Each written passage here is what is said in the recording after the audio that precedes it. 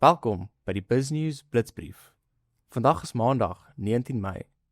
In plaaslike nuus, Suid-Afrika se oudste staatsinstelling verkrummel. Die Suid-Afrikaanse Poskantoor, wat in sake redding is, het 'n reddingsboei van R381 miljoen van die werkloosheidsversekeringsfonds gekry om werkersalarisse te dek. Maar kritici waarsku dat dit 'n tydelike verligting is vir 'n entiteit in terminale agteruitgang. Alle oë is op minister van Finansies Enoch Godongwana, terwyl hy hierdie week die nuutste begroting sal aankondig. Dit is die regering van Nasionale Eenheid se derde poging om 'n nasionale begroting goed te keer. Met skuldkoste wat byna 30% van belastinginkomste uitmaak, verwag ontleeders moeilike kompromieë, maar geen groot verrassings in Woensdag se toespraak nie. Woede neem toe nadat die NVG aanklagte in die beweerde verkrachting van 'n 7-jarige meisie in die Oos-Kaap laat vaar het. Ten spyte van mediese bewyse en 'n verdagte se bekentenis, het aanklaers onvoldoende bewyse aangehaal. Aktiviste het die stap as 'n mislukking van geregtigheid gekritiseer. EFF-leier Julius Malema het president Ramaphosa se staatsbesoek aan die FSA as 'n mors van tyd afgemaak en hom daarvan beskuldig dat hy westerse goedkeuring najag in plaas daarvan om Suid-Afrika reg te stel.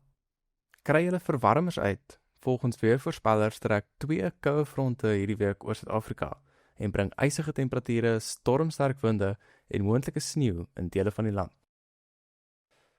In sake nuus, Vodacom se Suid-Afrikaanse intekenaarbasis krimp, maar winste styg. Ten spyte van die verlies van 1,4 miljoen plaaslike kliënte, het sterk groei in sy internasionale bedrywighede gehelp om die volle jaarsverdienste te verhoog.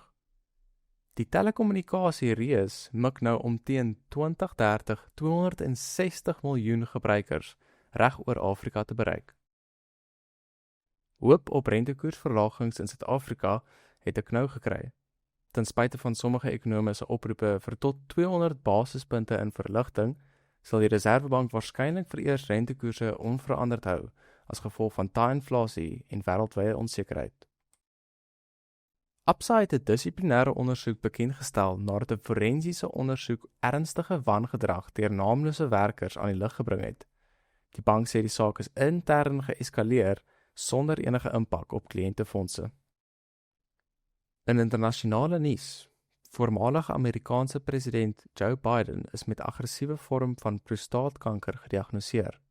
Die 82-jarige ondergaan behandeling en dokters sê dit is vroeg opgespoor.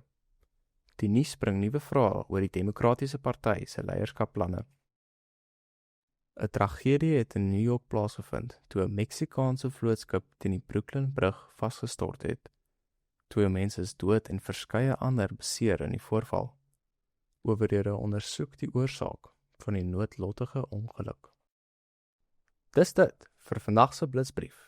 Skakel môre weer in vir 'n kragtige oorsig van die belangrikste plaaslike en internasionale nuus, vinnig en feitelik.